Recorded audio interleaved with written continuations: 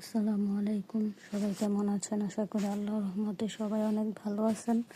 তো আমাদের আজকের গল্পের নাম জিনের মিষ্টি ভালোবাসা, পর্ব 20। লেখক মোহাম্মদ নিশাত। যেভাবে লেখা আছেন আপনাদেরকে সেভাবে পড়ে শোনানোর চেষ্টা করেছি।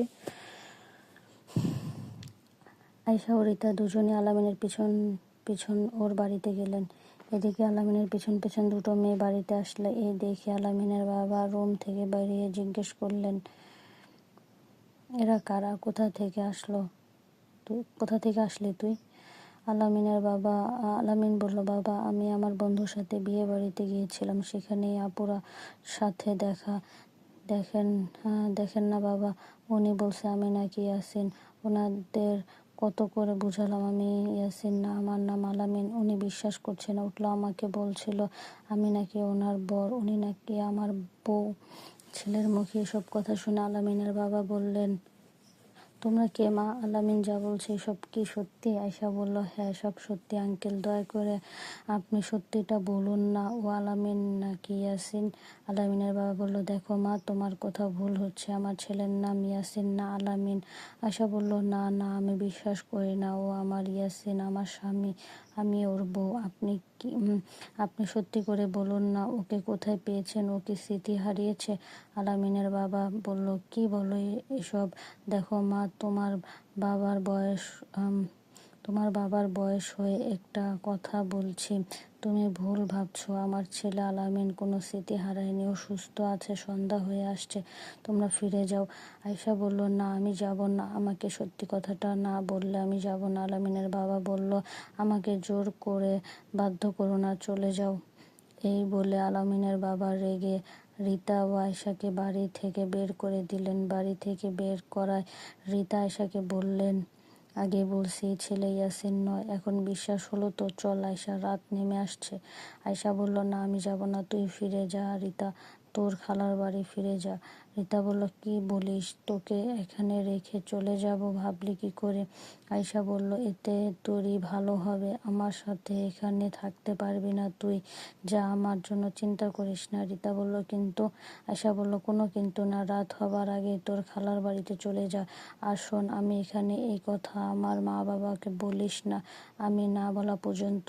রিতা বলল, ঠিক আছে, কোনো সমস্যা হলে আমাকে ফোন করবি, কেমন? নিজের দিকে খেয়াল রাখিস। এই কথা বলে রিতা চলে গেল। আয়শা একা দাঁড়িয়ে রইল আলামিনদের বাড়ির বাইরে। কিছুক্ষণের মধ্যে সন্ধ্যা ঘনিয়ে রাত নামলো। অন্ধকার রাতে আয়শা একা দাঁড়িয়ে আছে। এইভাবে কিছুক্ষণ দাঁড়িয়ে থাকার পর আলামিনের বাবা আয়শার কাছে এসে বললেন, আসো, আমার সাথে আসো। আয়শা বলল, কোথায় যাব আমি? আলামিনের বাবা বলল, যা বলি শোনো, আমার সাথে আসো। এই কথা বলে আলামিনের বাবা আয়শাকে নিয়ে ওনার বাড়িতে আবার চলে গেলেন। আয়শাকে নিয়ে ভিতরে গিয়ে আলামিনের বাবা বললেন, যাও মা, ফ্রেশ হয়ে নাও, রাত হয়ে গেছে, আমাদের সাথে রাতের খাবার খাবে। আয়শা বলল, না আঙ্কেল, আমার খিদে নেই, আপনারা খান, আমি খাবো না। আলামিনের বাবা বলল, যেটা বলছি সেটা করো, তুমি ইয়াসিনের বিষয়ে জানতে চাও না? চাইলে যা বলি তাই করো। আলামিনের বাবার কথায় আয়শা ফ্রেশ হয়ে ওনাদের সাথে খাবার খেতে লাগলেন।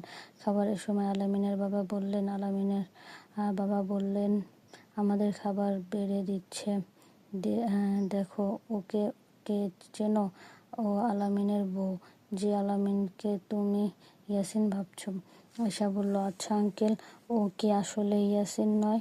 আলামিনের বাবা বলল, না মা, ও ইয়াসিন নয়। আয়শা বলল, তাহলে হুবহু ইয়াসিনের মতো দেখতে হয় কিভাবে? আপনি কি ইয়াসিনের বিষয়ে কিছু জানেন?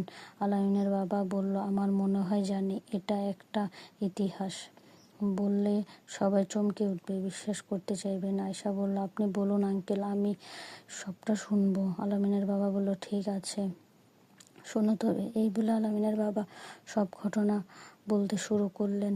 আলামিনের বাবা কি বললে সেটা পরের পর্বে জানতে পারবেন। সে পর্যন্ত আমাদের সাথেই থাকুন। আপনার সাথে এরকম কোনো ঘটনা ঘটে থাকলে আমাদেরকে লিখে পাঠাতে পারেন। ভিডিওটি ভালো লাগলে অবশ্যই একটি লাইক করতে পারেন, কমেন্ট করতে পারেন এবং শেয়ার করতে পারেন। চ্যানেলটি সাবস্ক্রাইব করে আমাদের পাশেই থাকুন, যাতে পরের ভিডিও ছাড়ার সাথে সাথে আপনার কাছে নোটিফিকেশন চলে যায়। তো সবাই ভালো থাকবেন, আমার জন্য দোয়া করবেন। আল্লাহ হাফেজ। আসসালামু আলাইকুম। সবাই কেমন আছেন? আশা করি আল্লাহর রহমতে সবাই অনেক ভালো আছেন। তো তো আমাদের আজকের গল্পের নাম জিনের মিষ্টি ভালোবাসা পর্ব 20। লেখক মোহাম্মদ নিশাত। যেভাবে লেখা আছে আমি আপনাদেরকে সেভাবে পড়ে শোনানোর চেষ্টা করেছি। আয়শা ও রিতা দুজনে আলামিনের পিছন পিছন ওর বাড়িতে গেলেন। এদিকে আলামিনের পিছন পিছন দুটো মেয়ে বাড়িতে আসলে এই দেখে আলামিনের বাবা রুম থেকে বেরিয়ে জিজ্ঞেস করলেন, এরা কারা? কোথা থেকে আসলি তুই? আলামিন বলল, বাবা, আমি আমার বন্ধুর সাথে বিয়ে বাড়িতে গিয়েছিলাম, সেখানেই আপুরা